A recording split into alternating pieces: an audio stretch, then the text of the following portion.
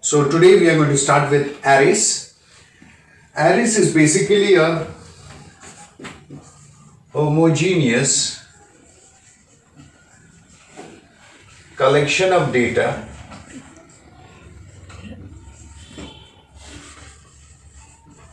that occupies contiguous memory location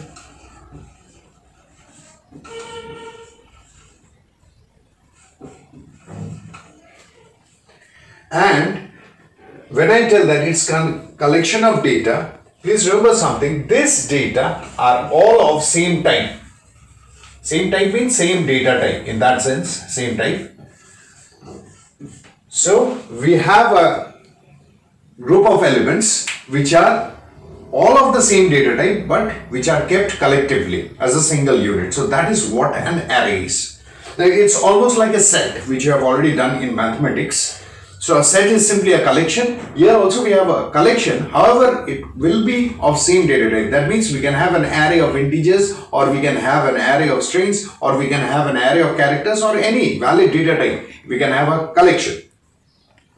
Now, what is the point in having such an array? The reason behind this is, if you do not have array, imagine a situation where we do not have an array in Java. What actually happens then is, if I need to store, value of 10 different items, say for example, I want to store the marks of 20 different students. So far, whatever coding you have done, you will require, 20 variables to store the marks of all the students. That is where the arrays come into play. What we are going to do is, we are going to give, of course, even out here, we will be using 20 variables. However, that's the beauty of array, that we all use the same name to refer to all these 20 elements. Now the question arises, how do we differentiate? The differentiation is done with the help of a subscript or index. So each element will be differentiated with the help of a subscript or index. So what do I mean by that? Suppose I have an array or a set, imagine it to be a set of these following integers. So suppose I have a set of these following integers. So all this entire thing collectively is represented by the name A. Now how do we represent each of these elements? This is referred by the index or subscript 0. A of 0, this is A of 1, this is A of 2, this is A of 3. The subscript of an array in Java always begins from 0. So what do we have? A of 0, look at that, we enclose 0 within third bracket. A of 0 actually means 5. Similarly, A of 1, if I write A of 1, so A of 0 means 5, A of 1 means 6. That is how we do. So what we have is, we have the entire collection represented by a single name.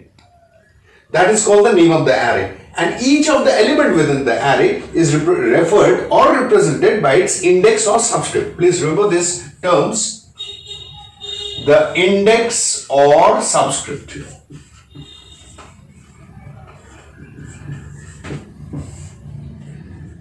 Now what I am going to do is, I am going to show you the technique for declaring an array. Suppose I need to, you see, whatever variable you are using, you need to declare it first. I believe you remember that. Same thing for an array. If we need to use an array, we need to declare it. So same thing, how do we declare? So before using an array, what we need to do is, we need to declare an array. The question arises, how do we declare? You see, the general syntax of declaring an array, general syntax is data type, then array name, followed by the 2 third brackets, that is square brackets. This is the technique. After that, what we need to do is, we need to declare the size of the array.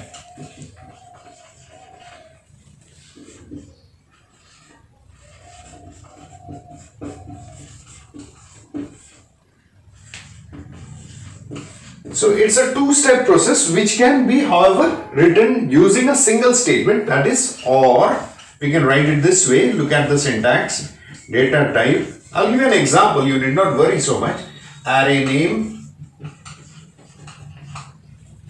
equal to, this one you do not require, equal to new data type size.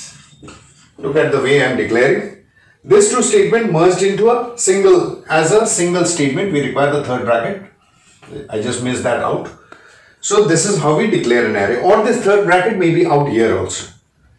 So in that sense, when I need to, suppose I want to declare an array, integer array, which is going to store integers only. So how do we do that? Example, either you can write it int a. I'm writing using the first syntax, and remember nothing should be written out here. Then a is the name of the array, equal to new, then data type. In our case the data type is int, and here the size is 10. See, that means this is used to store 10 integers into the array named a. Now if I want to merge this using a single statement, so how do we write? Data type, that is int, array name, that is a, followed by this bracket, equal to new, then int, then 10. We can write it this way, or we may write it also. I already mentioned that you can use this square brackets even out here. We can write it this way, int, and then we can use the square brackets here. Then we can write the name of the array equal to new int, then we can write the size. This is what we can do. So this is the technique for declaring an array. Now the next step is, how do we initialize an array? If I require to initialize array, that means giving initial value to an array. How do we do that? So in case I require to initialize an array, so how do I do that? Suppose I have an array. Initializing an array means giving initial values to an array. So this is what we do. Within braces, we give the elements. So this is what we are going to do. So a of 0 contains 5, a of 1 contains, remember the index of substitute always begins from 0, a of 1 contains 6, a of 2 contains 12, a of 3 contains 19, and a of 4 contains 17. So if I write over here system.out .println a of 3. If I print this, what does it give? This is a of 0, a of 1, a of 2, a of 3 is 19. So therefore the output will be obviously 19. So this is the technique for initializing an array.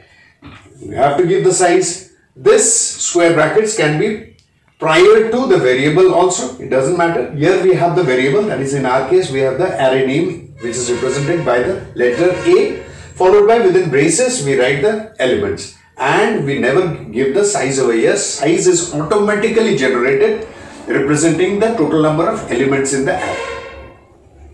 Now remember, in case we require to know the length or size of an array, we can use the member of an array class called length. So size of an array, size of an array.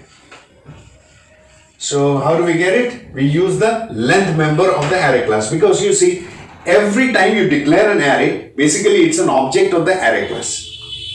It's inheriting that. We don't require to understand the complexity of how it is inherited. We just need to know that we use the length member of the array class to find the total number of elements or the size of an array. So how do we use it?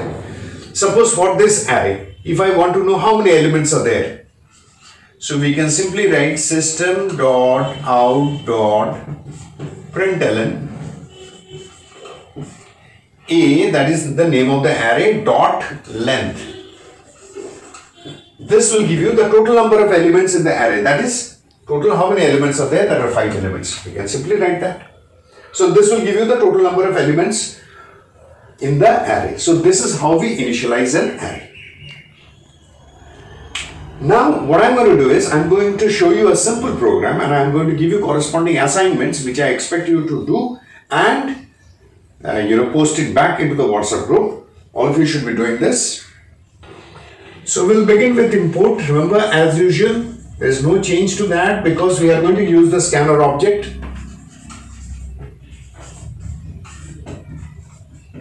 Then we'll begin with the class followed by the name of the class. Say the name of the class is arrays.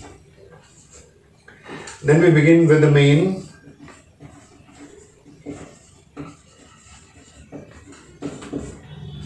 And we declare a scanner object.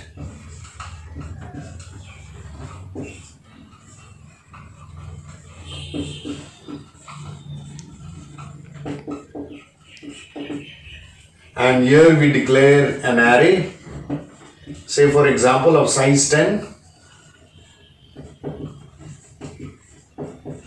And what I'm going to do is, I'm going to input 10 integers into the array. If I need to do, inputting into the array, what do? Is I run a loop naturally, because the index or subscript of the array, if the size is 10, is from 0 to 9. So I can run a loop for I equal to 0, I less than 10, or you may also write a dot length. It will still work the same way, I plus plus. And here what I'm going to do is, I'm going to ask from the user to input a number.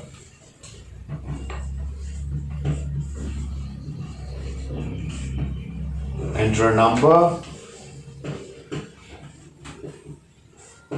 And here you do the input, a of I equal to OB. Remember, if you give the name of the scanner object as SC, so SC dot next INT.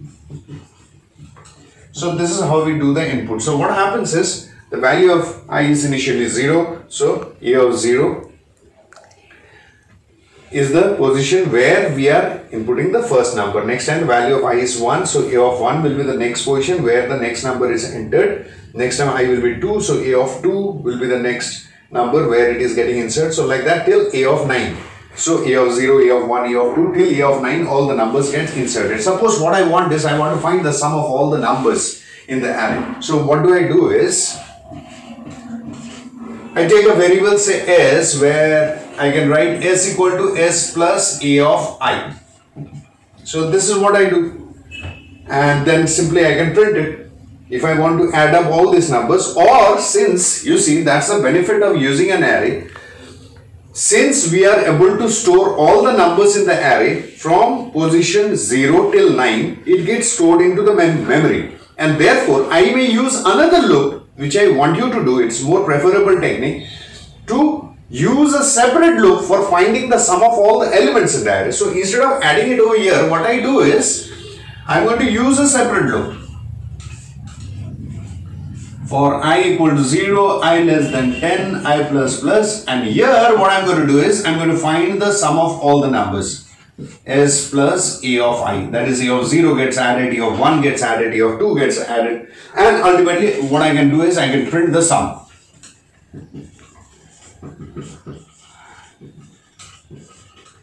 I can give a message sum equal to, and then I can print s. And then the closing parenthesis for the function and the closing braces for the class. So this is what I can do. And remember something that, sometimes students get confused that should I use, since I have used a of I, should I use a of I? That is, this loop should be I only or not? It has nothing to do with that particular variable. Remember, you should have that particular variable's value ranging from 0 to 9. That's it. That means I can use another variable, say j. And then I can write j equal to 0 and j less than 10 and j plus plus, and still I can write s equal to s plus a of j. That means j is 0, so a of 0 gets added. Next time j is 1, so a of 1 gets added, like that till a of 9. All the numbers get added subsequently. And then you can display the sum. This is what you can do. Or you may use the same variable, because you have completed the loop, you can reuse that same variable. I would ask you or prefer to use the same variable, because once the loop has ended, you can reuse that variable. So it's better to use I only. In case we require a nested loop, you can go for j. However, please remember, the numbers within that subscript variable should be from 0 to 9. That means whatever subscript variable you use over here, that is j or I or x or y or any other variable other than A, whatever variable you use to represent the subscript or index should be within the range from 0 to 9. Otherwise, you will get an error message, array index out of bound exception. In case you get this error message, that means you have gone beyond the size. That is, between 0 to 9, you are just getting either less than that or more than that. So that is what happens. That's it. I can end it over here. So I would prefer you all to do first a look to enter all the numbers. You can also give a message over here, system.out.println, enter 10 numbers, and here only the inputting can happen. However, whatever operation you are supposed to do, use a separate loop and try to use the same variable. Otherwise, you will be wasting memory space by taking extra variables over here. That's it. And what I expect you all to do is to complete the assignment which is given, which is attached with this video. That's it. Thank you.